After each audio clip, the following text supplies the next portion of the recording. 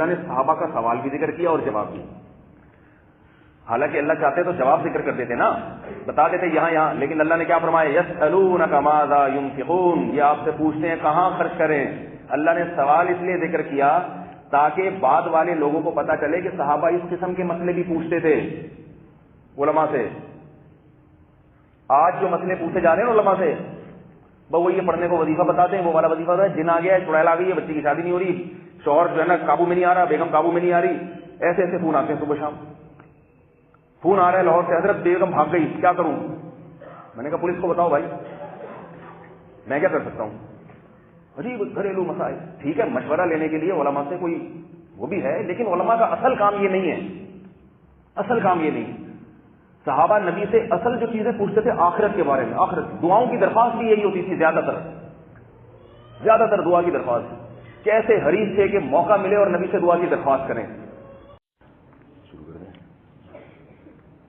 الحمدللہ نحمده ونصلي على رسوله الكريم, اما بعد فاعوذ بالله من الشيطان الرجيم, بسم الله الرحمن الرحيم.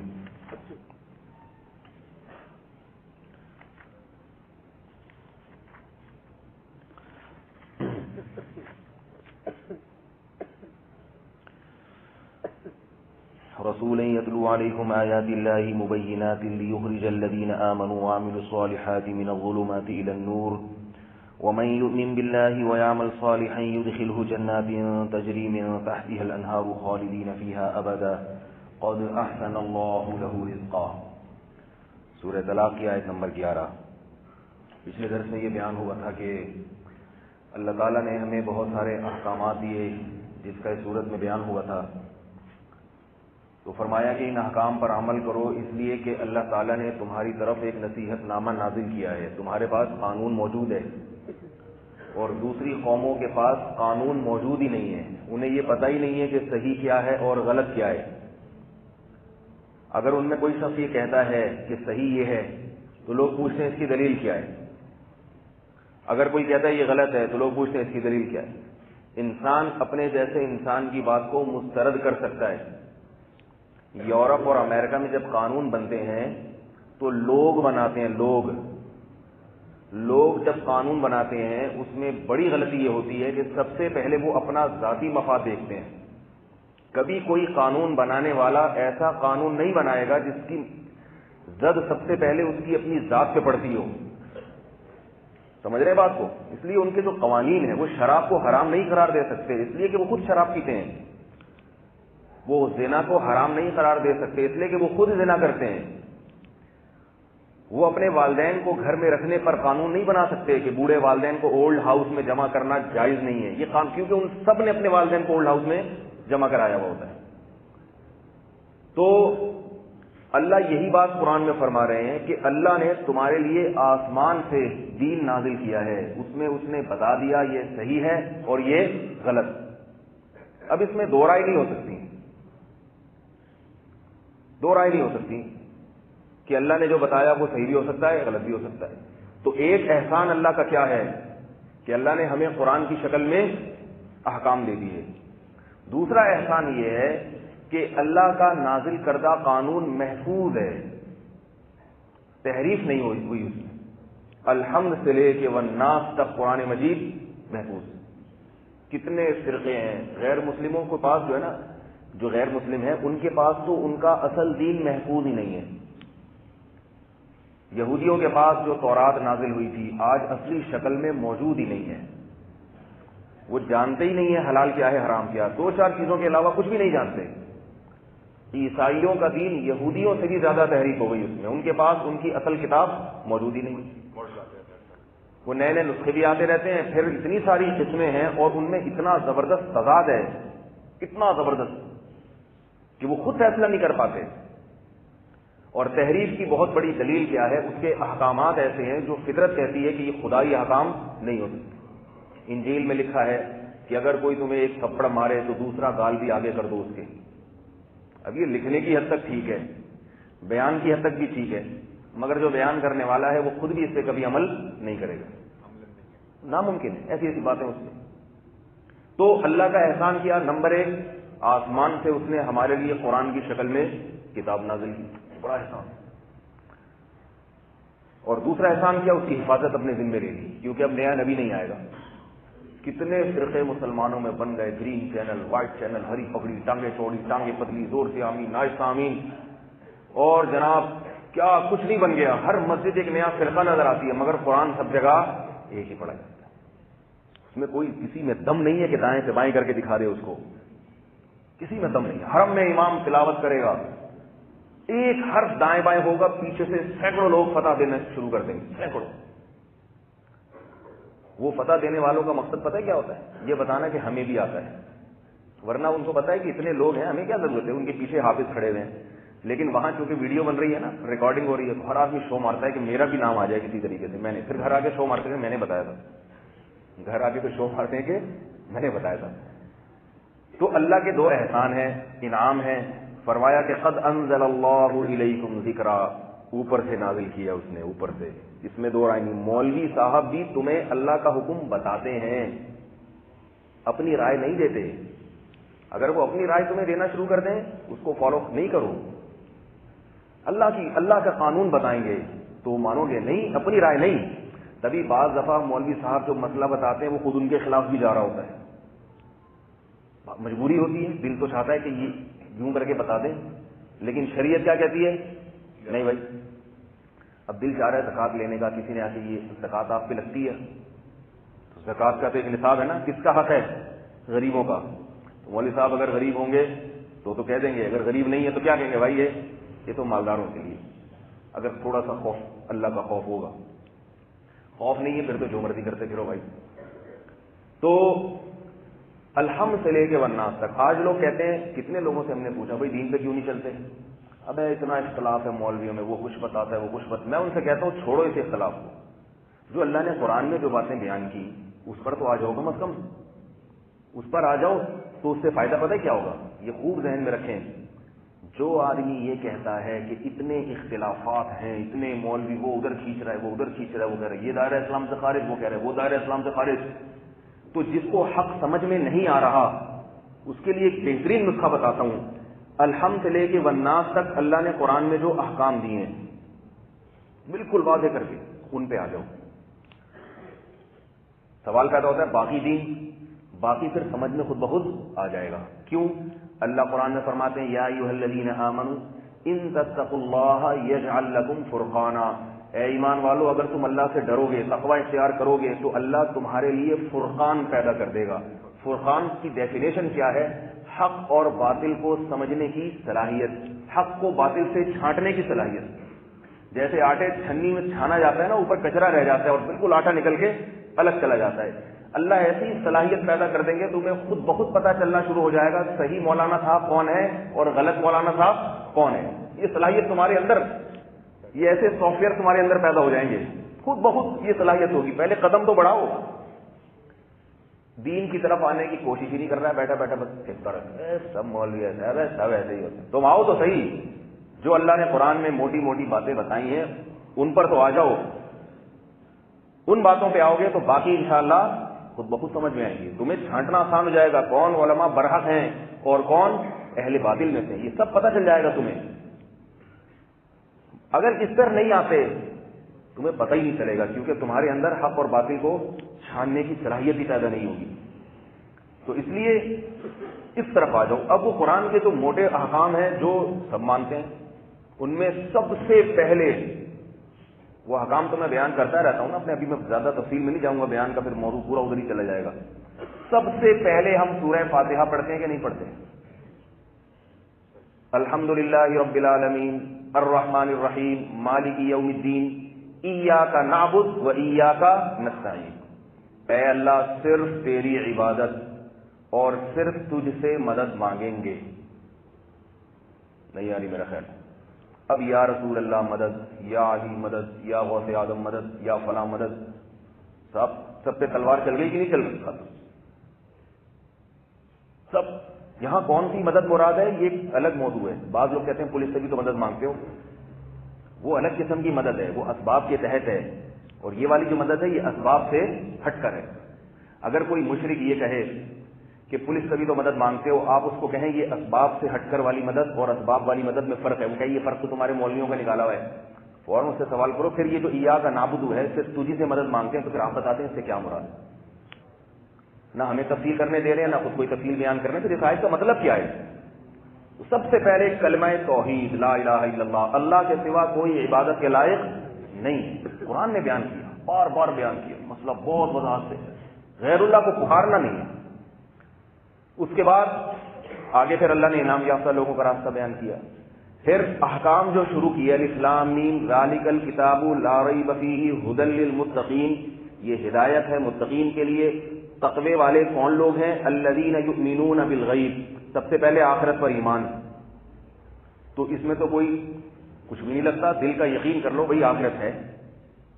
آگے عمل جب کرنے کے وقت آئے, یقیمون الصلاۃ ومما رزقناہم ینفقون, دو چیزیں اللہ نے بیان کر دی, اور قرآن میں درجنوں جگہ بیان کی ہیں یہ دو چیزیں. نمبر 1 نماز قائم کرتے ہیں, نمبر 2 اللہ کی راہ میں خرچ کرتے رہتے ہیں. عجیب بات آپ کو بتاؤں, پورے قرآن میں جہاں بھی اہل ایمان کی اور اہل جنت کی اللہ نے علامتیں بیان کی ہیں, یہ دو کچھ علامتیں جو اہل جنت میں پائی جاتی ہیں. بہت ساری علامتیں بیان کی ہیں, بے حیائی سے بچتے ہیں, کہیں بتایا کہ فضول بحث مباحثہ نہیں کرتے, بہت ساری علامتیں, لیکن 2 علامتیں ہر جگہ ہیں. اس سے معلوم یہ ہوتا ہے کہ جس شخص میں یہ 2 علامتیں نہیں ہوں گی وہ جنتی کے علاوہ کچھ بھی ہو سکتا ہے, جنتی نہیں ہو سکتا. آ رہی ہے بات سمجھ؟ 2 علامتیں لازمی ہوں گی اس میں. یقیمون الصلاۃ, نماز کا پابند. یقیمون ہے, یصلون الصلاۃ نہیں. یصلون کا معنی نماز پڑھتے ہیں, یقیمون کا معنی نماز قائم کرتے ہیں. دونوں میں فرق ہے. قائم کا لفظ نا تقویم سے ہے. تقویم عربی میں استعمال ہوتا ہے تیر کو سیدھا کرنا. تیر جو ہوتا ہے نا, تیر وہ ذرا بھی ٹیڑھا میڑھا نہیں ہوتا, اس کو بالکل آلات کے ذریعے بالکل سیدھا کیا جاتا ہے, تبھی تو وہ جا کے لگے گا. اگر تیر آپ نے تھوڑا سا ٹیڑھا بنا دیا تو ماریں گے ادھر, جائے گا ادھر. نہیں آ رہی بات میرا خیال. تو اقامت صلاۃ کا مطلب نماز کو بالکل سیدھا کر دینا, ایک دم خشوع و خضوع کے ساتھ, تکبیر اولیٰ کی پابندی کے ساتھ, جماعت کی پابندی کے ساتھ, اس طرح سے نمازوں کو قائم کرنا. یہ جنتی کی پہلی علامت ہے جو اللہ نے قرآن کے شروع میں ہی بیان کر دی. الف لام میم سے شروع ہو رہا ہے نا, سورہ فاتحہ کے بعد سب سے پہلی سورت کون سی ہے؟ الف لام میم. اللہ نے اس میں جنتیوں کی علامت بیان کی, یقیمون الصلاۃ, نماز قائم کرتے ہیں. اور آگے فرمایا ومما رزقناہم, اور جو روزی ہم نے ان کو دی ہے, ینفقون, یہ مضارع کا صیغہ ہے. اس کا یہ مطلب نہیں کہ جو رزق ہم نے ان کو دیا ان میں سے وہ کبھی کبھار 4 آنے 8 آنے کسی جو وائپر سے گاڑی صاف کر رہا ہوتا ہے اس غریب کو 8 آنے 5 روپے پکڑا دیتے ہیں. نہ, ینفقون, انفاق کرتے رہتے ہیں. آپ نے پڑھا ہوگا انگلش میں پریزنٹ کنٹینیو ہے بھائی, ہی از گوئنگ, جا رہا ہے, کیا بلکہ اس سے بھی زیادہ جس کے لیے ہو یوز ٹو گو, جانے کا عادی ہے. جب کسی کام کا انسان عادی ہوتا ہے نا تو انگلش میں کیا لفظ لگتا ہے؟ Use, he use to do this, یہ وہ اس کام کا عادی ہے.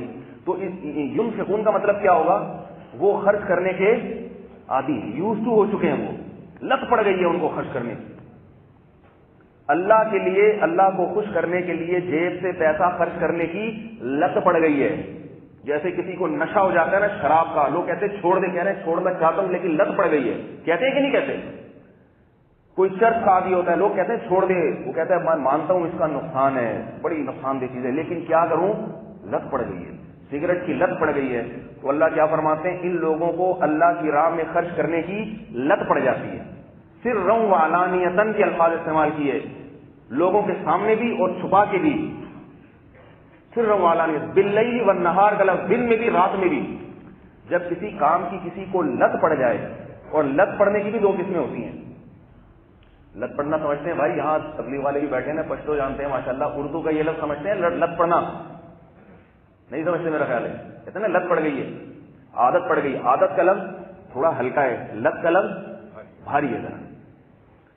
تو لت پڑنے کی بھی 2 صورتیں ہوتی ہیں. ایک یہ کہ لت پڑ گئی ہے, روزانہ یہ کام کرتا ہے, اس کی بھی لت, روزانہ پیتا ہے, روزانہ سٹا لگاتا ہے, روزانہ چائے پیتا ہے, لت پڑ گئی. اور ایک ہوتا ہے روزانہ نہیں, صبح و شام یہ کام کر رہا ہے. صبح شام کا مطلب اس کا تو اس کے علاوہ کوئی کام ہی نہیں ہے. صبح بھی شام بھی, صبح بھی شام بھی, بس کر بھائی. کہتے ہیں نا بھائی کتنی سگریٹ پھونکے گا. ایک صاحب صبح شام سگریٹ پی لیتے, دوسرے نے کہا میں بھی پیتا ہوں, مجھے بھی عادت ہے, مگر اتنا نہیں کہ صبح شام یہی کام. صبح شام سے تعبیر جو کیا جاتا ہے نا عربی میں, جو کام اردو میں بھی, کہ جو کام آپ مسلسل کرتے رہتے ہیں. دیکھو جنتیوں کے بارے میں قرآن میں آتا ہے وَلَهُمْ رِزْقُهُمْ فِيهَا بُكْرَةً وَعَشِيًّا, جنتیوں کو صبح بھی رزق ملے گا شام بھی. سوال پیدا ہوتا ہے اگر صرف 2 ٹائم ملے گا پھر دنیا میں اچھے نہیں ہیں بھائی نہیں سمجھ میں آ رہا تو بتا دیں. بھئی یہ آیت کا اگر آپ لفظی ترجمہ دیکھیں کہ جنتیوں کو رزق ملے گا صبح بھی اور شام بھی, تو اس کا مطلب تو پھر آدمی کہے گا بھائی یہاں ہم 3 ٹائم بلکہ 4 ٹائم کھا لیتے ہیں. صبح ناشتہ بھی ہوتا ہے, پھر آفس جا کے 10-11 بجے چائے بھی, 10-11 بجے سے نکلتے ہیں گھر سے, پھر باہر لنچ سے پہلے چائے بسکٹ بھی ہوتا ہے, پھر لنچ ہوتا ہے, پھر اس کے بعد چائے ہوتی ہے, پھر شام کو سموسے ہوتے ہیں, پھر رات کو کھانا ہوتا ہے, پھر سونے سے پہلے کوئی دودھ یا کوئی چیز حکیم ڈاکٹر نے بتائی ہوئی ہوتی ہے. 6 ٹائم تو یہاں کھانا کھاتے ہیں ہم, تو یہ جنت میں صرف 2 ٹائم ملے گا. تو اگر آپ صرف لفظی ترجمہ دیکھیں گے تو اس سے جنت کی رغبت پیدا ہوگی یا جنت سے اور دور بھاگے گا انسان. تو وہاں بھی مفسرین کہتے ہیں کہ صبح و شام یہ محاورہ ہے, مطلب یہ کہ ہر وقت ملے گا, کیونکہ جو چیز صبح اور شام, یہ اردو میں بھی سوال ہے بھائی صبح و شام اس کا تو یہی کام ہے, جب دیکھو صبح بھی چائے پی رہا ہے شام بھی چائے, مطلب یہ کہ 24 گھنٹے یہ کام کرتا ہے. تو یہاں بھی اللہ نے کیا فرمایا قرآن میں کہ یہ صبح و شام اللہ کے لیے خرچ کرتے رہتے ہیں. یعنی یہ ایسی لت پڑ گئی ہے کہ یہ لت کی بھی لت پڑ گئی ہے ان کو. اب ہم اپنا حال دیکھیں, مجھے نمازی نظر آتے ہیں, ایسے ہم نے بہت لوگ دیکھے ہیں نمازی, مگر اللہ کے لیے دن رات خرچ کرنے والے ایسے لوگ بہت تھوڑے نظر آتے ہیں, بہت تھوڑے ہیں. الحمدللہ ایسا نہیں ہے کہ نہیں ہیں, مگر ان کا ریشو بہت تھوڑا ہے. بلکہ اس زمانے میں خرچ کرنے والوں ہی کا ریشو بہت تھوڑا ہے. خرچ کرنے کی عادت پڑ جائے یہ تو الگ چیز ہے, تو الگ بات. خرچ کرنے کا ریشو بہت کم ہے. وجہ کیا ہے؟ اللہ پہ نظر نہیں ہے. انسان کہتا ہے میں نے جیب سے پیسہ نکالا اور میں مرا, سنو بے ہوش ہو جاؤں, پیسہ ختم ہو جائے, یہ نہ ہو جائے وہ نہ ہو جائے. تو دل میں کیا ہوتی ہے؟ تنگی. یاد رکھو علماء نے بیان کیا ہے کہ نماز پڑھنا بھی مشکل, لیکن اللہ کی راہ میں خرچ کرنا اس سے زیادہ مشکل. نماز پابندی سے پڑھنا بھی انسان کے ایماندار ہونے کی علامت ہے کہ اللہ پر ایمان ہے, اللہ سے ہونے کا یقین ہے اس کو. لیکن پیسہ خرچ کرنا جس طرح اللہ نے بیان کیا ہے, اس طرح سے پیسہ خرچ جس کو کرنے کی عادت پڑ جائے, یہ اس کی علامت ہے کہ اس کے دل میں اللہ سے ہونے کا یقین دوسروں سے زیادہ ہے. کیونکہ نماز میں نا انسان کے پیسے نہیں جاتے ہیں, پسینہ جاتا ہے, اور پسینہ تو ایک گلاس پانی پیو واپس, بلکہ سردیوں میں تو پسینہ بھی نہیں نکلتا. تھوڑی بہت قربانی دینی پڑتی ہے, لیکن اس سے کوئی دنیا کا نقصان نہیں ہو رہا. پیسے خرچ کرنے سے کیا ہوتا ہے؟ نقصان ہوتا ہے. انسان کہتا ہے میں اتنی محنت سے کماتا ہوں, دنیا ہر وقت اس میں لگی ہوئی ہے کہ لاکھ کے 2 لاکھ کیسے بناؤں, اور یہ لاکھ میں سے 50,000 صدقہ کر رہا ہے, یا 10,000 یا 5,000, جو بھی اپنی ضرورت ہے اس حساب سے. یہ تو پھر پاگل پنے کی علامت ہے. تو اللہ تعالیٰ نے صرف یہاں نہیں, آگے بھی دیکھ لو, جہاں قرآن میں آ رہا ہے نا جنتی, 2 چیزیں لازمی ہیں, 2 چیزیں لازمی. نماز اللہ کی راہ میں خرچ کرتے ہیں, نماز پڑھتے ہیں اللہ کی راہ میں خرچ کرتے ہیں.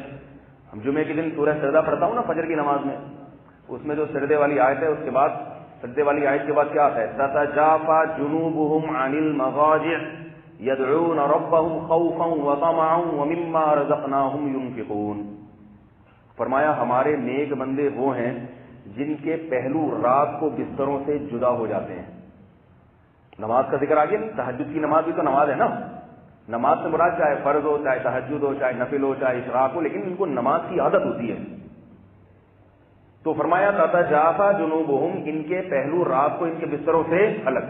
صرف فرض نہیں پڑھ رہے, عام آدمی کے لیے فجر میں اٹھنا مشکل, اور یہ تہجد میں اٹھ رہے ہیں. ایسے حریص ہوتے ہیں یہ, ایسے حریص تہجد میں بھی اٹھ رہے ہیں. اور آگے فرمایا تتجافى جنوبهم عن المضاجع يدعون ربهم خوفا وطمعا. رات کو تہجد میں اٹھ کے کرتے کیا ہیں؟ آج بعض لوگ ملتے ہیں رات کو تہجد میں اٹھتے ہیں اس لیے کہ کسی نے وظیفہ بتایا ہوا ہے, یہ پڑھ لو ادھر ہو جائے گی تمہاری شادی, اس لیے تہجد میں اٹھ کے وظیفہ پڑھ رہا ہے. یہ کام کر لو تمہاری ملازمت لگ جائے گی, یہ کام کر لو یوں ہو جائے گا. تو اللہ کیا فرما رہے ہیں, یہ کیوں اٹھتے ہیں؟ جنت کی لالچ اور جہنم کا خوف. جہنم کا خوف ہے, اللہ اس آگ سے بچا لے, آگ سے بچا لے. جیسے ایک آدمی کو امتحان میں کامیابی کا, جس طالب علم کو زیادہ شوق ہوتا ہے وہ رات کو اٹھ کے اسٹڈی کرتا ہے کہ نہیں کرتا؟ اس کے زیادہ شوق ہے میں کسی طرح امتحان میں پاس ہو جاؤں، فیل نہ ہو جاؤں. تو اللہ فرماتے ہیں ان کو آخرت کے امتحان کی کامیابی کا اتنا شوق ہے کہ جو نمازیں ہم نے ان پہ فرض کر دی وہ تو ادا کر ہی رہے ہیں، لیکن یہ چاہ رہے ہیں کچھ تھوڑی سی اضافہ ہو تاکہ اس میں کچھ کمی ہونا تو یہاں سے پوری ہو جائے. ہم لوگ کے لیے فرض نماز پڑھنا مشکل، اور اللہ کیا فرما رہے ہیں، یہ فرض پڑھ کے راتوں کو اٹھتے بھی ہیں کہ اللہ کچھ زیادہ میں کروں تو ایسا نہ ہو وہاں ناکام نہ ہو جاؤں میں. جیسے طالب علم کو اندازہ ہوتا ہے کہ یہ میں نے اتنا امتحان کی تیاری کر لی ہے کہ 3 سوالات میں حل کر لوں گا، لیکن ڈر ہوتا ہے کہیں ادھر سے نہ آ جائے، کہیں ادھر سے نہ آ جائے، پوری کتاب رٹا لگانے کی کوشش کرتا ہے اس خوف سے. تو انہوں نے 5 نمازیں پڑھ لی، ان کو پتا ہے کہ میں نے جنت میں جانے کے موٹے موٹے قواعد پورے کر دیے ہیں، لیکن ڈر ہوتا ہے کہیں کوئی اعمال میں برائی نہ نکل آئے، کہیں کوئی مسئلہ نہ ہو جائے، تو ساتھ میں اپنے اور اعمال رکھو ساتھ میں. تو تہجد پڑھتے ہیں. اور اللہ نے آگے اب کیا فرمایا، وَمِمَّا رَزَقْنَاهُمْ يُنْفِقُونَ، جو رزق ہم نے ان کو دیا ہے، اس میں اللہ نے بتا دیا کہ یہ تمہارا ذاتی نہیں ہے. تم دیکھو میری تنخواہ، میرا وظیفہ، میری دکان، میری گاڑی، تمہارا کہاں سے ہے؟ تم جب پیدا ہوئے تھے تو ہم پہ کپڑے نہیں تھے تمہارے. میرا یہ کافر بھی اچھا لگتا ہے بھائی. کافر کہتا ہے میرا بینک بیلنس. میں ایک جگہ بیٹھا ہوا تھا کسی جگہ پہ، تو وہ آیا، بینک کا ایک مینیجر تھا، بوڑھا ہو گیا تھا. وہ آ کے بیٹھا تو ایک غریب آدمی سے اس کی بحث ہو گئی نا، لڑائی جھگڑا. تو مینیجر اسے کہہ رہا ہے تیرے پاس ہے کیا، تیری اوقات کیا ہے، پکوڑے بیچتا ہے تو؟ میرے اتنا پیسہ وہاں، اتنا پیسہ وہاں، اتنا وہاں، اتنا وہاں. میں نے دل میں سوچا اس کو بولوں حضرت قبر میں آپ کے پاؤں لٹک رہے ہیں، 2-4 دن یا 2-4 مہینے لگ رہے ہیں، جو آپ کا اسٹائل ہے نا بات کرنے کا، اس سے لگ رہا ہے 2-4 مہینے سے زیادہ کی کہانی نہیں ہے، مر جاؤ گے. کس قدر اب کیا فائدہ یہ میرا پلاٹ، میری دکان، میرا مکان، میرا بینک بیلنس، میرا. اچھا لگ رہا ہے یہ کسی غریب کے سامنے اس طرح تکبر کرنا؟ تو اللہ نے کیا فرمایا، تمہارا کچھ بھی نہیں ہے. مما رزقناہم، ہم نے دیا ہے. تو ہم کہنے جو ہم نے دیا اس میں تو تھوڑا سا، جیسے باپ اپنے بڑے بیٹے کو پیسے دے، عیدی اور کہ بیٹا ذرا چھوٹے بھائیوں کا بھی خیال کرنا. اب بڑا بھائی چھوٹے بھائیوں کو دے رہا ہے یوں کر کے، بولے میں دے رہا ہوں، میں دے رہا ہوں. باپ دیکھ لے، باپ کو غصہ آئے گا کہ نہیں آئے گا؟ بولے گا تو کہاں سے دے رہا ہے، میں نے تجھے دیا ہے. میں چاہتا تو ڈائریکٹ ان کے ہاتھ میں بھی دے سکتا تھا، لیکن میں سوچ رہا تھا تو بڑا ہے، چل تیری بھی محبت دل میں چھوٹے بھائیوں کے تھوڑی سی پیدا ہو جائے گی بھائی اس کے ہاتھ سے. تو اللہ نے مالداروں کو رزق دیا تاکہ وہ غریبوں پہ خرچ کریں، تاکہ غریبوں کو مالداروں سے محبت پیدا ہو. یہ نہیں کہ مالدار ان سے دھونس جمائے کہ میں نے دیا ہے، ہم نے کیا ہے. ہم نے تھوڑی کیا ہے، تو اللہ نے دیا ہے، اس لیے ہم تمہیں دے رہے ہیں. تو یہ اللہ کا ایک نظام ہے بنایا ہوا. وَمِمَّا رَزَقْنَاهُمْ يُنْفِقُونَ، سورہ فرقان میں دیکھیں، سورہ بنی اسرائیل میں دیکھیں، قَدْ أَفْلَحَ الْمُؤْمِنُونَ میں دیکھیں، جہاں بھی قرآن میں جنتی کی صفت آئے گی 2 باتیں، نماز اور اللہ کی راہ میں خرچ کرنا. اب بتاؤ اس میں کسی کا اختلاف ہے بھائی؟ دیوبندی کچھ کہیں، گرین چینل کچھ کہتا ہو، وائٹ چینل کچھ اور کہتا ہو، ٹانگیں چوڑی کرنے والے کچھ اور، پتلی والے کچھ اور، زور سے آمین، سینے پہ ہاتھ باندھنا، ناف پہ. یہ ہے قرآن میں تو خرچ کرو کہاں؟ اس پہ ممکن ہے گرین والے کہیں گے ہرا رنگ کروا دو ہماری مسجد میں، وائٹ والے کہیں گے بھائی سفید ہی اللہ کے راستے میں. تو اس میں خرچ کرنے میں بہت ساری جگہ ہے جہاں اللہ نے قرآن میں اللہ نے بیان کی، وہ اللہ نے قرآن میں بیان کی. ان میں سب سے پہلے تو بیوی بچے ہیں جن کی ذمہ داری آپ کے کندھوں پہ ڈالی گئی. جو آدمی اپنے بیوی بچوں پہ اپنی حیثیت کے مطابق خرچ نہیں کرتا وہ جنت کے علاوہ کہیں بھی جا سکتا ہے. کیونکہ خرچ کرنے میں حدیث کے الفاظ ہیں، میں اپنی طرف سے نہیں کہہ رہا بھائی، کچھ اپنی طرف سے نہیں کہہ رہا، بلکہ جو میں کہہ رہا ہوں سب سے پہلے مجھے پر آ کے پڑھ رہا ہے وہ میرے بھی خلاف جا رہا ہے نا. اللہ نہ کرے میرے گھر والے میرا یہ بیان سنیں، جو میں کہہ رہا ہوں وہ میرے اوپر جا رہا ہے. حدیث میں آتا ہے ابدأ بمن تعول، خرچ کی ابتدا کہاں سے کرو؟ جو تمہارے زیر کفالت ہیں. تو زیر کفالت میں بیوی اور بچے. کتنے لوگ ہیں نماز میں خشوع خضوع سے پڑھ رہے ہیں، مرغے کھا رہے ہیں ہوٹلوں پہ جا کے، کباب کھا رہے ہیں، پراٹھے کھا رہے ہیں، بیوی کو کیا کھلا رہے ہیں؟ مسور کی دال. بلکہ اسے کہہ رہے ہیں تم بھی جاب کرو میں بھی جاب کرتا ہوں، تم جاب کر کے اپنا کماؤ میں اپنا کماؤ، تو ہنسی خوشی زندگی گزرے گی اس طریقے سے. تو سب سے پہلی ذمہ داری کس کی ہے بھائی؟ بیوی بچوں کی. آئی بات سمجھ میں؟ اس کے بعد اگر ماں باپ مستحق ہیں نا، غریب ہیں، تو پھر وہ بھی اس میں سب سے پہلے نمبر پہ داخل ہیں، کیونکہ پھر وہ بھی عیال میں آ جاتے ہیں. لیکن چونکہ ماں باپ کے پاس عام طور پر پیسہ ہوتا ہے، والد صاحب کی جاب ہوتی ہے، نہیں تو اس کو وراثت میں ماں کو اتنا حصہ ملا ہوتا ہے، اس لیے میں ان کا ذکر نہیں کرنا. لیکن اگر وہ محتاج ہیں، ان کے پاس نہیں ہے کمانے کو، پھر وہ بھی اس میں داخل ہیں. بلکہ حدیث میں آتا ہے ایک صحابی نے وہ جو پیالہ لے کے کھڑے رہے تھے نا، پہلے والدین کو پلاؤں گا پرانی امتوں میں، بچوں کو بعد میں، تو اللہ نے ان کو کتنے بڑے عذاب سے بچایا پچھلی امتوں کے، اس لیے کہ والدین محتاج تھے، صرف انہی کے سہارے پہ لیٹے ہوئے. اور اس کے بعد جو ہے نا پھر خرچ کہاں سے کیا جائے؟ اس میں سب سے پہلے اپنے خونی رشتوں پر. اگر آپ اپنے خونی رشتوں پہ خرچ نہیں کرتے جو ان میں غریب ہیں خاص طور پہ، تو پھر اس کا مطلب ہے آپ جنت کے علاوہ کہیں بھی جا سکتے. جو اللہ تو کہتا ہے دن رات خرچ کرتے ہیں خونی رشتوں میں. والدین، قرآن کریم میں جب صحابہ یہ آیتیں نازل ہوئی نا تو صحابہ نبی کے پاس آ کے پوچھتے تھے، یا رسول اللہ، اللہ نے حکم دیا خرچ کرتے رہتے ہیں، بار بار کرنا پڑے گا، تو کہاں کریں بار بار؟ تو اللہ نے صحابہ کا سوال بھی ذکر کیا اور جواب بھی. حالانکہ اللہ چاہتے تو جواب ذکر کر دیتے نا، بتا دیتے یہاں، لیکن اللہ نے کیا فرمایا؟ یسألونک ماذا ینفقون، یہ آپ سے پوچھتے ہیں کہاں خرچ کریں. اللہ نے سوال اس لیے ذکر کیا تاکہ بعد والے لوگوں کو پتا چلے کہ صحابہ اس قسم کے مسئلے بھی پوچھتے تھے علماء سے.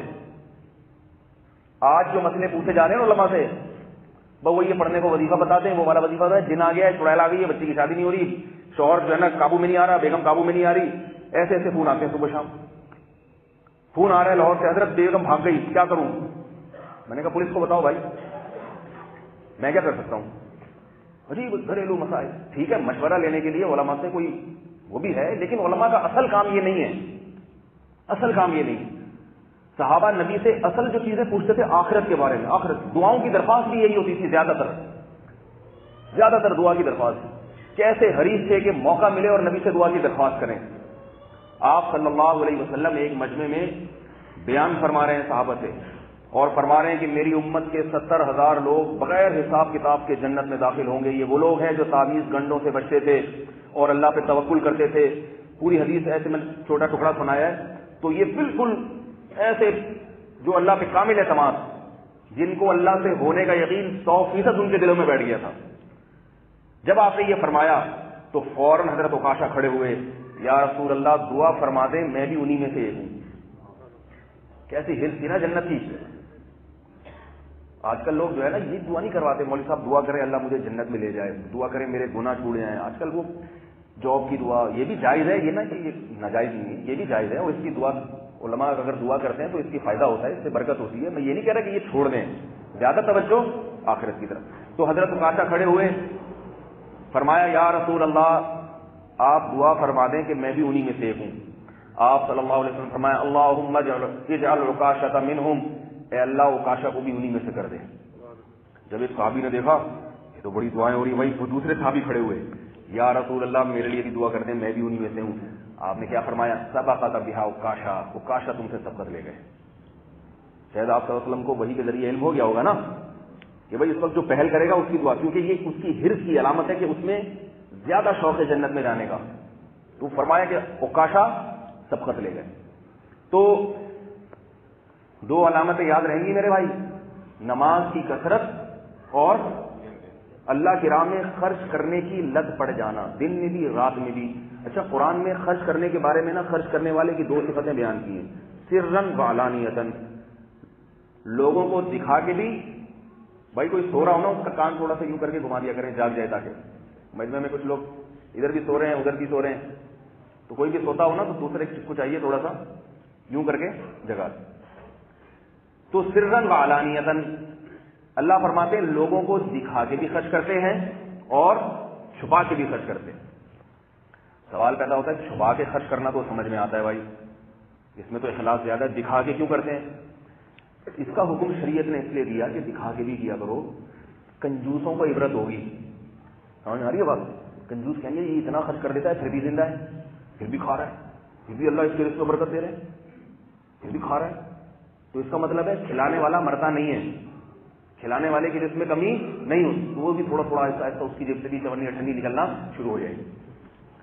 اور یاد رکھو کسی کے بیان سے خرچ کرنے کی اتنی ترغیب نہیں ہوتی جتنا کسی کو خرچ کرتے ہوئے دیکھ کر ترغیب ہوتی ہے، دیکھ کے ترغیب ہوتی ہے جتنی.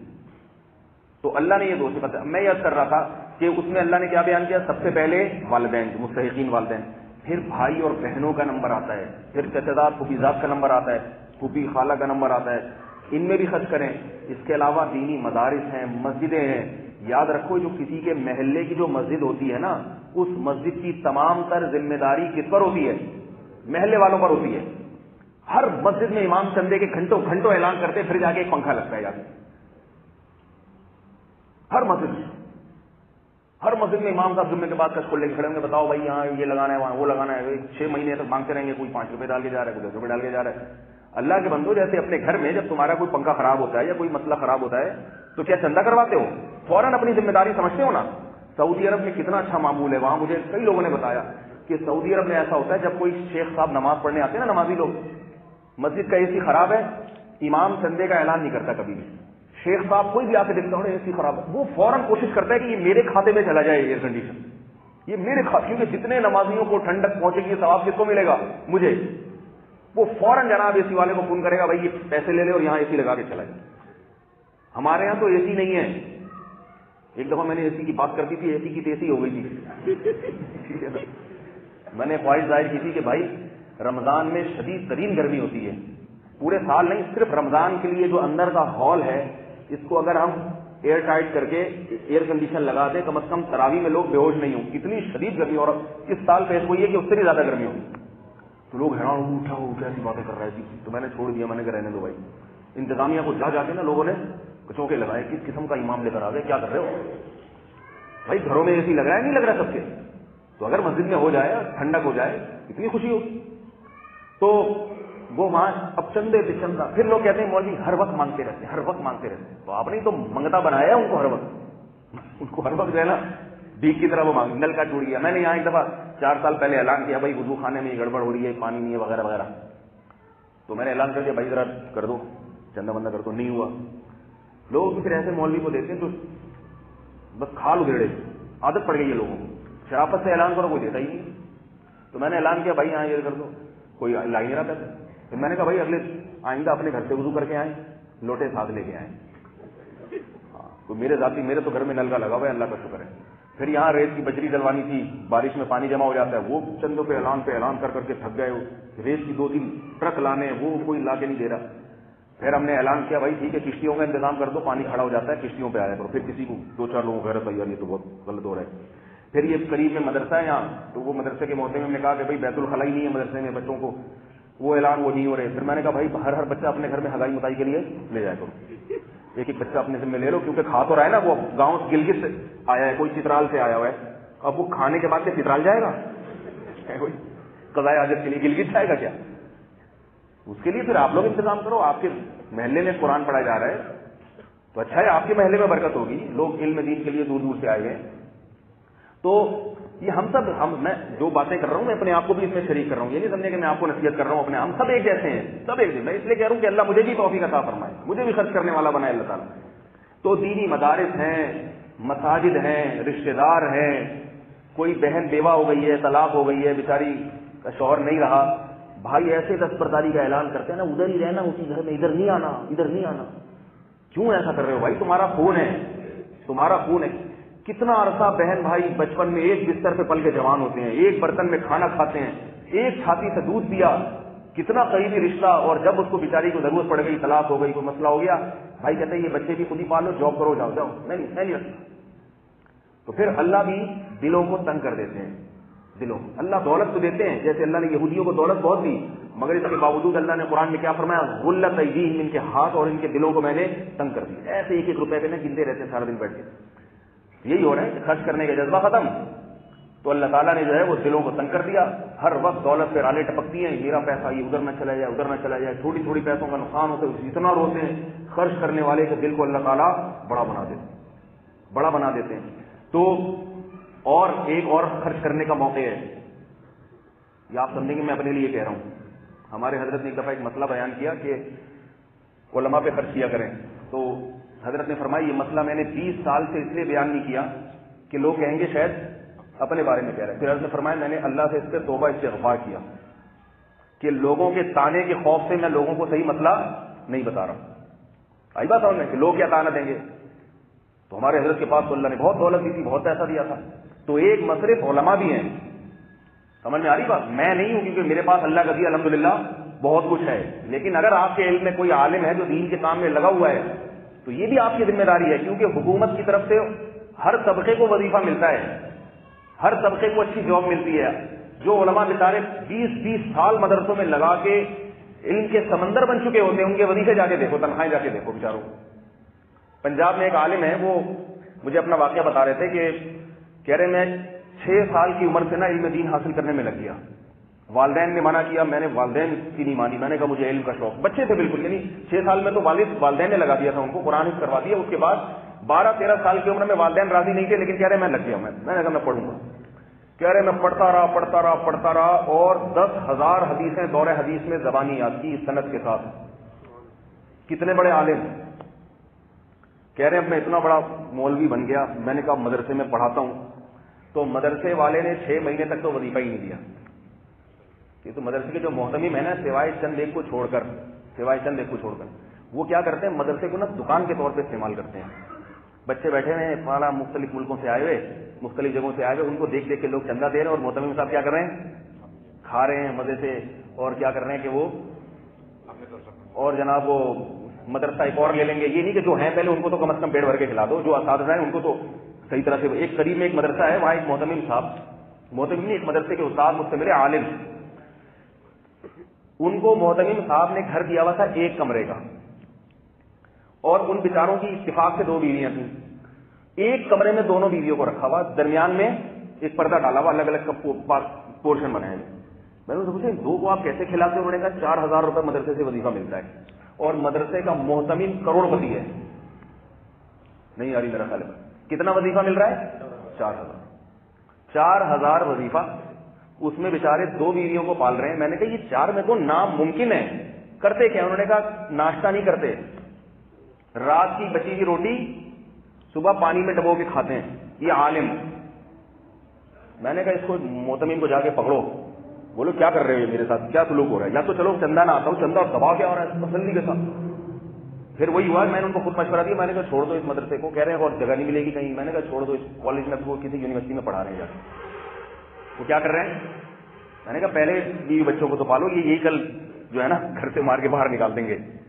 ابھی تو صرف علم کا مسئلہ ہے، کل ایمان سے بھی جانے کا خطرہ ہے. ہر ایک میں تو اتنا حوصلہ توکل نہیں ہوتا نا. جو ہمارے اکابر میں بہت حوصلہ تھا، ان کو تو کھانے کو کئی دن روٹی نہیں ملتی، چل جاتی، لیکن ہر ایک میں تو اتنا نہیں ہوتا. میں نے کہا جاؤ کسی یونیورسٹی، پروفیسر ہیں یونیورسٹی میں، ایم اے بھی کیا ہوا تھا انہوں نے. ان بیچاروں کی بدقسمتی کہ وہ ایم اے کرنے کے باوجود کس میں پڑھا رہے ہیں؟ مدرسے میں.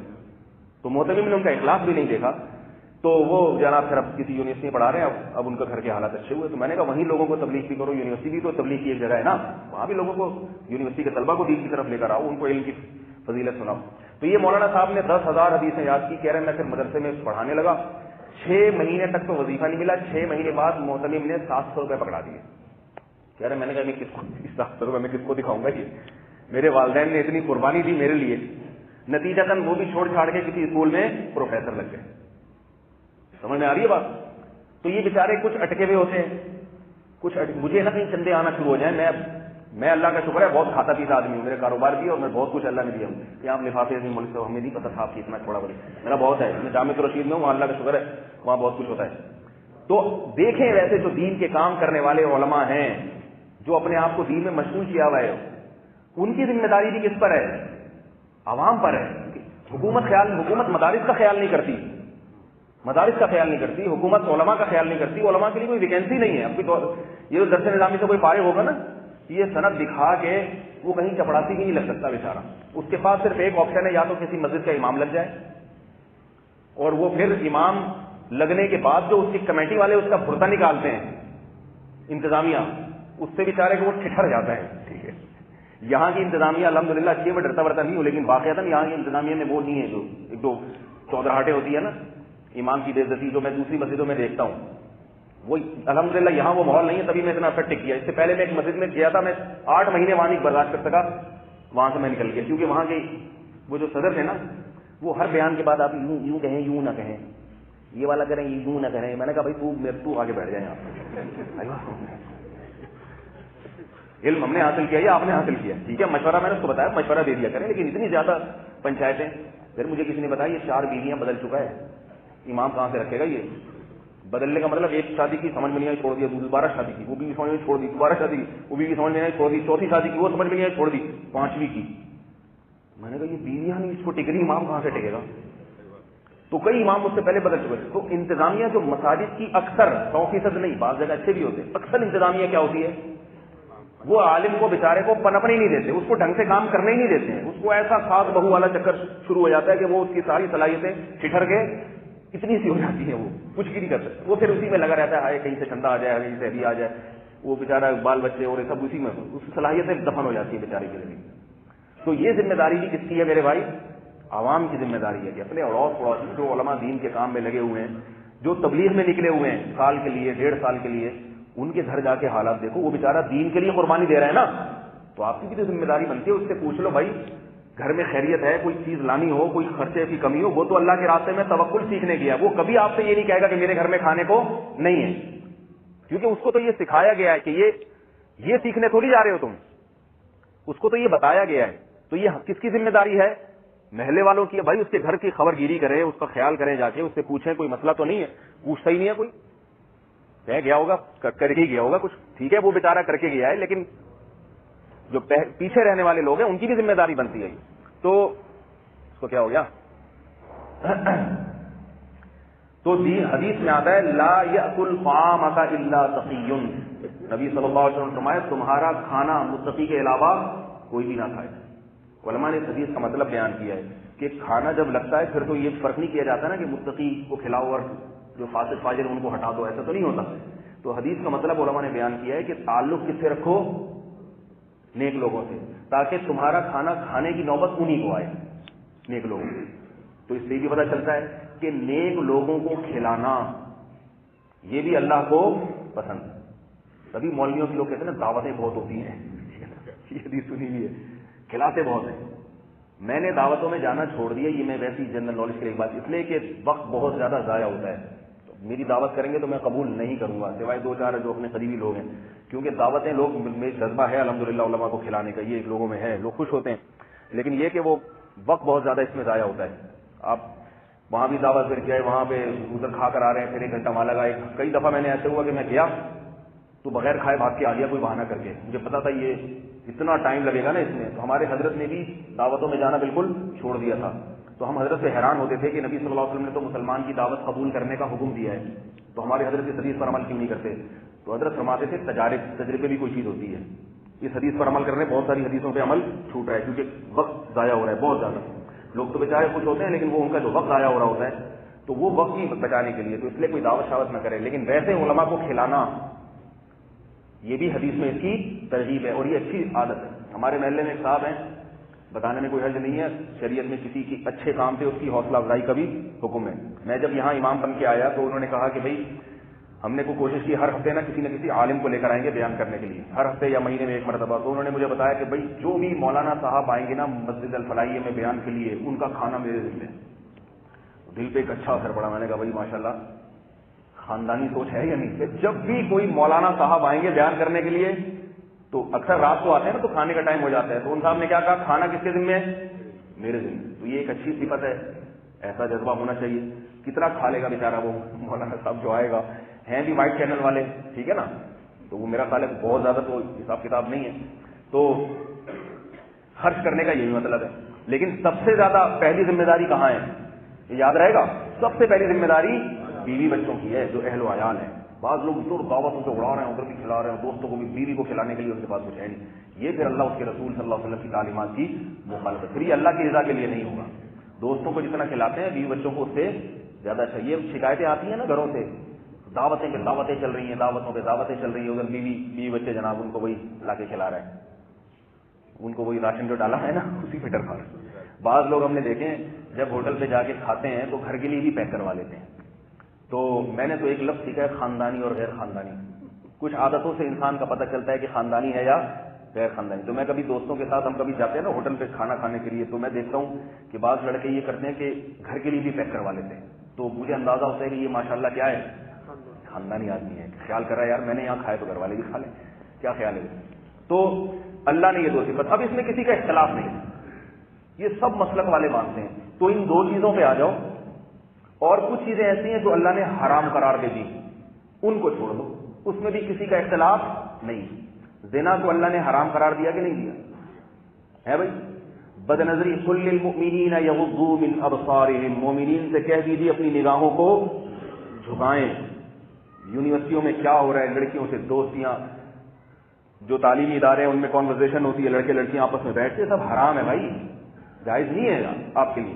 ویلنٹائن ڈے آج منایا جا رہا ہے نا، اس پہ میں نے جملے کو بیان کیا، وہ ذرا سن لیں. اور ایک میرا بھی کلپ آزان ٹی وی والوں نے شائع کیا یوٹیوب پہ، وہ بھی اس میں اس کا عنوان انہوں نے لکھا ہے کہ ویلنٹائن ڈے منانے کا اسلامی طریقہ. عجیب عنوان ایسا دلچسپ رکھا ہے نا تاکہ لوگ اس کو دیکھیں، یار ہے کیا. آپ بھی گھر جا کے دیکھیے گا اس کو، اسلامی طریقہ کیا ہے ویلنٹائن ڈے منانے کا، اسلامی طریقہ. آپ حیران ہوں گے لیکن وہ آپ کو ملے گا انشاءاللہ. تو وہ سنیں شریعت کیا کہتی ہے ویلنٹائن ڈے کے بارے میں. اس کو منا بھی لیں گے آپ اور گناہ بھی نہیں ملے گا بلکہ الٹا ثواب ملے گا، اور ویلنٹائن ڈے بھی من جائے گا. ایسی کی بات ہے کیا نہیں؟ ایسے ٹیکنیکل پوائنٹ آپ کو یہاں سے ملیں گے انشاءاللہ. یہ ٹیکنیکل پوائنٹ جو ہے نا بڑی مشکل سے تیار ہوتے ہیں، ان کی قدر کیا کریں. ویلنٹائن ڈے بھی منا لیں گے، ہوگا بھی اسلامی طریقہ، اور گناہ بھی نہیں ہوگا بلکہ الٹا ثواب ہو جائے گا. اور دن منانے کی جو ایک فرق ہے نا کہ مناؤں میں، وہ بھی نکل جائے گی، وہ بھی پوری ہو جائے گی، دن بھی بن جائے گا. کیسے ہوگا یہ آپ سنیں، لیکن اس پر عمل اپنی ذمہ داری پہ کرنا ہے آپ لوگوں نے. تو اب ویلنٹائن ڈے میں پھول بھیج رہے ہیں، ادھر ادھر یہ کر رہے ہیں وہ کر رہے ہیں. لوگ کہتے ہیں غیر مسلموں کی مشابہت ہے، وہ بھی ہے غیر مسلموں کی مشابہت، لیکن غیر مسلموں کی مشابہت سے بڑا جرم جو بےہودگی اور بے حیائی ہو رہی ہے، یہ کسی مسلک اور کسی مذہب میں جائز ہے؟ بتاؤ. کسی نامحرم لڑکی کو پھول کا گلدستہ یا کوئی تحفہ پیش کرنا، اسے کیا گرین چینل والے جائز کہتے ہیں؟ وائٹ چینل والے جائز کہتے ہیں؟ اسے کیا اہل حدیث جائز کہتے ہیں؟ تو سب کے نزدیک حرام ہے. اس میں کوئی یہ کہ میں نہیں چلتا، اتنے مولوی اتنے فرقے، بھائی سب یہی کہہ رہے ہیں کہ یہ کیا ہے، حرام ہے، ناجائز ہے. اللہ نے اس کو حرام قرار دیا، قرآن میں اللہ نے پابندی لگائی ہے، اور اللہ قیامت کے دن اس کے بارے میں سوال کرے گا. ان السمع والبصر والفؤاد كل اولئک کان عنہ مسئولا. فرمایا آنکھ کے بارے میں، کان کے بارے میں، زبان کے بارے میں اور دل کے بارے میں سوال ہوگا. کسی نامحرم کا دل میں خیال لا کے اس سے لذت حاصل کرنا، یہ بھی دل کا زنا ہے، یہ بھی گناہ ہے. کسی نامحرم لڑکی سے بات چیت کر کے اس کی آواز کی لذت حاصل کرنا. بعض لڑکیوں کی آواز خوبصورت ہوتی ہے، بعض مردوں کی آواز خوبصورت ہے. اب آپ اس کی آواز سننے کے لیے بس کتنی خوبصورت آواز ہے اور اس سے دل میں شہوت پیدا ہو رہی ہے، بند کر دو اسی وقت اس کو. اللہ نے پابندی لگائی ہے. آواز سن کے لذت حاصل کرنا یہ بھی حرام. کسی نامحرم سے بات چیت کر کے لذت حاصل کرنا، حرام لذت، یہ بھی حرام ہے. تو یہ ساری چیزیں کس نے پابندی لگائی ہے میرے بھائی؟ اللہ نے. اس میں کوئی اختلاف نہیں ہے، یہ سب کے نزدیک ہے. تو چھوڑ دو اس بے حیائی کو، چھوڑ دو اس برائی کو. اور اگر نہیں چھوڑتے میرے بھائی تو اللہ فرما رہے ہیں دیکھو انگریز نہیں چھوڑے گا، وہ فوراً ریزن مانگے گا کیوں اس کی برائی کیا ہے. جب وہ بھی راضی ہے میں بھی راضی ہوں تو آپ کیوں ٹانگ اڑا رہے ہو؟ اس کو سمجھانے کے لیے دلائل دیں گے آپ، کیونکہ وہ بھی انسان آپ بھی انسان. انسان پر انسان کی بات حجت نہیں ہوتی. اس لیے اللہ نے فرمایا کہ میرے احکام کو مان لو، کیونکہ میں انسان نہیں ہوں، میں تمہارا رب ہوں. میں نے جب آسمان سے حکم نازل کر دیا اس کے تو برحق ہونے پر تمہیں یقین ہونا چاہیے، کیونکہ اللہ غلطی تھوڑی کر سکتا ہے. جس نے اس کائنات کو بنایا، انسان کو بنایا، اس کے حکم کے بارے میں دو رائے نہیں ہو سکتی کہ یہ صحیح بھی ہو سکتا ہے غلط. بلکہ ومن اصدق من اللہ قیلا ومن اصدق من اللہ حدیثا قل فأتوا بکتاب من عند اللہ هو اہدی منہما.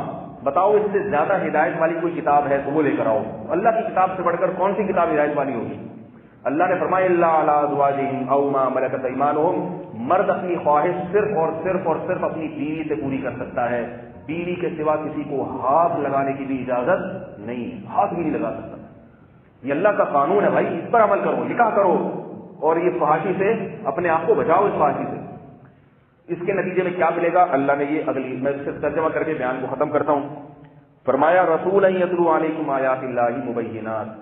اللہ نے تم پر ایک نعمت دی ہے، ایک رسول بھیجے ہیں جو تم پر اللہ کے کھلے کھلے احکامات تمہیں بیان کریں. ان احکامات میں نماز ہے، اللہ کی راہ میں خرچ کرنا ہے. اچھا خرچ کرنے میں ایک بات کا خیال کریں، اتنا خرچ کرنا جائز نہیں ہے کہ کل خود کسی کے سامنے ہاتھ پھیلانا شروع کر دیں. بعض لوگوں میں مسئلہ زیادہ لگتا ہے نا، جون پور کے قاضی بن جاتے ہیں. وہ خرچ کریں، ایسا نہ ہو کہ اتنا کر دیں جوش میں آ کے بس سارا راشن واشن آٹے واٹے کے ڈبے بھی خالی کر دیے، بیگم اللہ دے گا اگلے مہینے. اب جناب خود آ کے دوسروں سے مانگے مولوی صاحب آپ کا بیان سن کے میں نے کیا تھا، اب تو راشن کے پیسے بھی نہیں، آپ ہی کہیں سے چندہ کر کے دے دیں. یہ جائز نہیں ہے. تو اپنی آمدن کو دیکھ لیں کہ ضروری خرچے بہرحال پہلے پورے ہو جائیں، اس کے علاوہ تو وہ خرچ کرنے والا اللہ کو پسند ہے. تو یہ بھی قرآن میں اللہ نے بیان کیا وَلَا تَجْعَلْ يَدَكَ مَغْلُولَةً إِلَىٰ عُنُقِكَ وَلَا تَبْسُطْهَا كُلَّ الْبَسْطِ فَتَقْعُدَ مَلُومًا مَحْسُورًا. کہ فرمایا کہ اتنا ہاتھ نہ پھیلاؤ کہ کل تھکے ہارے بیٹھ کے لوگوں کے سامنے ہاتھ پھیلانا شروع کر دو، اس کی اجازت نہیں ہے. تو اللہ نے کیا فرمایا؟ مبینات، تمہارے طرف ایک رسول بھیجا ہے جو اللہ کے احکامات تمہیں کھول کھول کے بیان کرتا ہے. لیخرج الذین آمنوا وعملوا الصالحات من الظلمات الى النور. فرمایا اس کا فائدہ کیا ہے؟ اس سے تم گمراہی کے اندھیروں سے نکل کے ہدایت کی روشنیوں کی طرف آؤ گے. غیر مسلم کو نہیں پتا سیدھا راستہ کیا غلط راستہ کیا. اللہ فرماتے ہیں اہل ایمان کو صاف پتہ چل جاتا ہے یہ کانسیپٹ غلط ہے اور یہ کانسیپٹ درست ہے، یہ تصور درست ہے، یہ غلط ہے. سمجھ رہے ہو بات؟ بخل کنجوسی غلط ہے، سخاوت اچھی چیز ہے، بے حیائی بے شرمی بری چیز ہے، نکاح اور بیوی سے محبت کرنا یہ اچھی چیز ہے. صحیح اور غلط کو اللہ نے کھول کھول کے بیان کر دیا. فرمایا اس سے کیا ہوتا ہے کہ جیسے کوئی آدمی اندھیروں میں ہو، اچانک روشنی ہو اور اسے راستہ نظر آ جائے تو کتنا خوش ہوتا ہے. ایسے ہی تم بھی گمراہی کے اندھیرے میں تھے، اللہ نے تمہیں صحیح اور غلط کا راستہ دکھا دیا، تمہیں بھی خوش ہو گئے، اس پر عمل کرنا چاہیے. اور آگے فرمایا کہ یہ تو دنیا میں تمہیں فائدہ ہے کہ تمہاری زندگی میں اطمینان آ جائے گا کہ میں سیدھے راستے پہ چل رہا ہوں. اور کافر کو اطمینان نہیں آتا موت تک، وہ کہتا پتہ نہیں میں صحیح کر رہا ہوں پتہ نہیں میں غلط کر رہا ہوں، وہ اسی اندھیروں میں بھٹکتا رہتا ہے. اور آخرت میں کیا فائدہ ہوگا؟ فرمایا وَمَن يُؤْمِن بِاللَّهِ وَيَعْمَلْ صَالِحًا. یاد رکھو اللہ کی باتوں پہ یقین کر لو اور نیک عمل کر لو جو اللہ قرآن میں کہہ رہا ہے. اس کا نتیجہ کیا نکلے گا؟ يُدْخِلْهُ جَنَّاتٍ تَجْرِي مِن تَحْتِهَا الْأَنْهَارُ. پھر روز ویلنٹائن ڈے منانا، روز جنت میں داخل کرے گا تمہیں ایسے باغات میں جس کے نیچے نہریں بہ رہی ہیں، نہریں بہ رہی ہیں. اور کیا ہوگا؟ تجری من تحتها الانہار خالدین فیہا ابدا. ہمیشہ ہمیشہ اس میں رہو گے، ہمیشہ جوان رہے گا، ہمیشہ صحت مند رہے گا، کبھی بیمار نہیں ہوگا. اور یہاں تو دنیا کی ایک عورت کے پیچھے اللہ کو ناراض کر رہے ہو نا، ایک عورت کے پیچھے. حدیث میں آتا ہے کم سے کم ہر مسلمان کو جنت میں 2 عورتیں، کم سے کم یہ 2 عورتیں دنیا کی ہوں گی، دنیا کی جو حسین عورتیں ہوں گی نا دنیا کی، باقی حوریں اس کے علاوہ ہیں. اب ہر جنتی کو کم از کم کتنی بیویاں ملیں گی دنیا کی؟ اس سے پتہ چلتا ہے کہ عورتوں کی پیدائش زیادہ ہوگی، تبھی تو اتنی ہوگی کہ ہر مرد کے حصے میں. وہاں بھی لوگ کہیں گے 2 نہیں رکھوں گا میں، عدل نہیں ہوگا مجھ سے. تو فرشتے یہ کہیں گے بھائی جو اتنی پیدا کی ہیں جنت میں ان کو یہ کہاں جائیں گی؟ پھر یہی کام ہم دنیا میں کہتے ہیں کہ آپ کہہ رہے ہو میں دوسری نہیں کروں گا. تو بھائی یہ جو اتنی عورتیں جن کے مقابلے میں اللہ نے مرد ہی پیدا نہیں کیا، یہ پھر ان کو بم سے اڑا دو کنٹینر میں جمع کر کے. جو جنت میں دلیل ہوگی نا ایک مرد کو 2 بیویاں ملنے کی، وہی دنیا میں بھی دلیل ہے. جنت میں، جہنم میں بھی عورتیں زیادہ، جنت میں بھی عورتیں زیادہ. تو جب زیادہ عورتیں جنت میں جائیں گی، مرد جنت میں کم ہوں گے، تو ظاہر ہے ایک مرد کے حصے میں 2 کو ڈالنا پڑے گا نہیں ڈالنا پڑے گا؟ دنیا میں بھی یہی ہے کہ عورتیں زیادہ ہیں مرد کم ہیں. یہاں بھی میں یہی کہتا ہوں ایک آدمی کے کھاتے میں 2 ڈال دو تاکہ ان بیچاریوں کا بھلا ہو جائے جو رشتوں کے انتظار میں گھر بیٹھے بیٹھے بوڑھی ہو رہی ہے، ان کو نکاح ہو جائے. اس پہ لوگ کہتے ہیں یہ تو پاگل ہو گیا، دماغ خراب ہو گیا، یہ ہو گئی. تو اس کا کوئی حل نہیں ہے. تو جنت میں بھی پھر یہی دلیل دینا اللہ 2 کیوں. فرشتے یہی کہیں گے کہ اس بیچاری کو میں جہنمی سے شادی کرائیں تو اس کی جتنے مرد تھے جنت میں سارے مک گئے ہیں، سارے پورے ہو گئے، اب تو بچی ہوئی ہیں ان کو پھر یہی ہے نا ایک ایک حصے میں 2 ڈالو. تو وہ جو یہ یہاں بھاگتے ہیں نا وہ وہاں بھی کہا گیا میں پھر جہنم میں جا رہا ہوں بھائی یہاں جاؤں گا. تو یہ فطرت ہے، اس لیے نا یہ پھر موضوع تبدیل ہو رہا ہے. یہ جو ہے وہ خواتین بیٹھی ہوئی بہت غصے ہو رہی ہوں گی، معذرت چاہتا ہوں دل و جان سے. تو دیکھو اللہ تعالیٰ نے کیا فرمایا کہ تھوڑا سا یہاں صبر کر لو، یہ حرام کاریاں فحش کاریاں چھوڑ دو، ویلنٹائن ڈے نہیں مناؤ. کیوں؟ عورت کی لالچ میں منایا جاتا ہے نا. تو اللہ فرمانے صبر کر لو، وہاں اس سے زیادہ حسین دوں گا. اتنی خوبصورت اللہ نے جنت کی عورتوں کو بنایا ہے. قرآن میں اللہ نے ان کے حسن کا نقشہ کھینچا ہے، نقشہ کأنہن الیاقوت والمرجان. فرمایا ایسے جیسے یاقوت اور مرجان کے پتھر ہوتے ہیں، کیسے شفاف. حور عین، عربی میں حور پتہ ہے کسے کہتے ہیں؟ حور جمع ہے حورا کی، حورا. حورا عربی میں اس عورت کو کہتے ہیں جس کے آنکھوں کی سفیدی بہت سفید ہو اور آنکھوں کی سیاہی بہت سیاہ ہو. آج کسی خوبصورت آنکھیں کسے کہتے ہیں؟ آنکھوں کا جو سفید حصہ ہے بالکل وائٹ ہو اور آنکھوں کا جو کالا حصہ ہے وہ بالکل کالا ہو. اور عین کسے کہتے ہیں؟ یہ آئینہ کی جمع ہے. آئینہ عربی میں کہتے ہیں بڑی آنکھوں والی، بڑی پلکوں والی عورت کو. تو عین اس کی جمع ہے. کیا مطلب؟ سفید رنگ والی، خوبصورت اور بڑی بڑی آنکھوں والی. اگر آپ کو کوئی رشتے کا پیغام آئے، لوگ کہتے ہیں نا کیسی لڑکی ہے یار میں شادی کرنا چاہوں، بتایا یار بڑی بڑی آنکھیں ہیں، بڑی بڑی پلکیں اور رنگ بالکل وائٹ، کچھ بھی نہیں دیکھے گا. بھنگی کی اولاد ہے، چمار کی اولاد ہے، کہے گا پاپا ہاں کر دو. کہے گا کہ نہیں کہے گا؟ خوبصورتی پہ ایسا مرتے ہیں.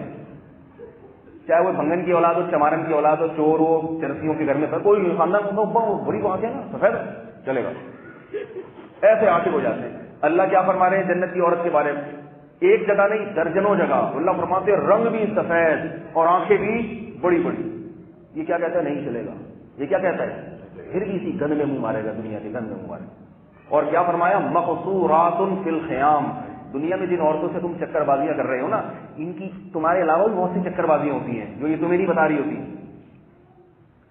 آج جب شادی کرتے ہیں نا بے دین آدمی بے دین لڑکی سے, یقین نہیں ہوتا کہ اس کے دل میں میں ہی ہوں یا درجنوں اور بھی ہوتے ہیں. وہ میں اکثر لطیفہ سناتا ہوں نا اس سے.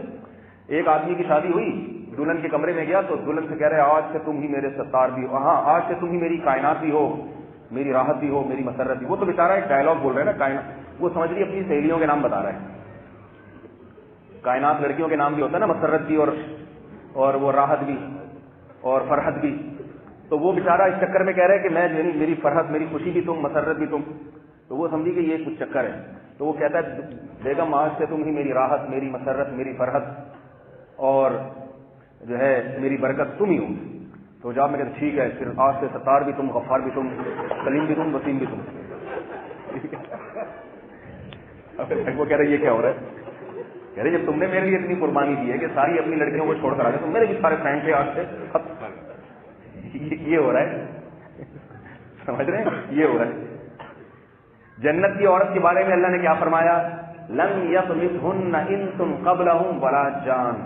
جب اس جنتی کو ملے گی تو اس جنتی سے پہلے کسی انسان یا کسی جن نے اس کو ہاتھ نہیں لگایا.